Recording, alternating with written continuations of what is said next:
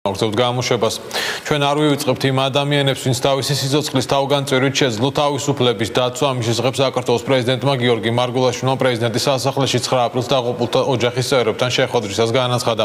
ქვეყნის პირველმა პირმა დაღუპული გმირების ოჯახებს სამშობლოს წინაშე გამოჩენილი სამაგალითო სამოქალაქო თავდადებისთვის ეროვნულ განმათავისუფლებელი მოძრაობისა და დამოუკიდებელი სახელმწიფოსათვის ბრძოლაში შეტანილ წვლილისათვის წმინდა გიორგის სახელობის გამარჯვების ორდენები გადასცა. ჯილდოსთან ერთად 9 აპრილს დაღუპულთა ოჯახის წევრები სიმბოლურად 6,000 ლარსაც მიიღებენ. გიორგი მარგულაშვილმა ამ დღის ისტორიულ მნიშვნელობაზე ისაუბრა. ალექს, დღეს ჩვენთვის ძალიან მნიშვნელოვანი დღეა, რომელშიც ერთიანდება ერთდროულად სიამაყე, სიხარული, დღესასწაული და ამავე დროს სიმძიმე და გლოვა იმ ადამიანების, ვინც აი ამ აღტაცების მოსატანად თავისი სიცოცხლე გასწია.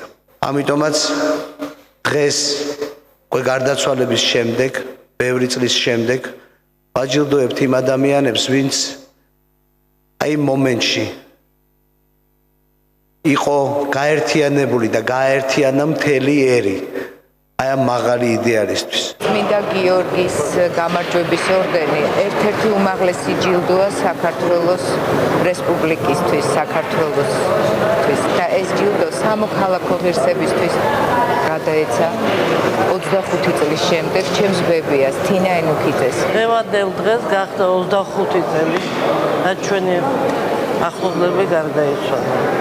დიდი მადლობის მეტი არაფერი არ მეთქვი საქართველოს პრეზიდენტის მიმართ. ამ კაცმა დაგვაფასა, დააფასა ეს წასულები.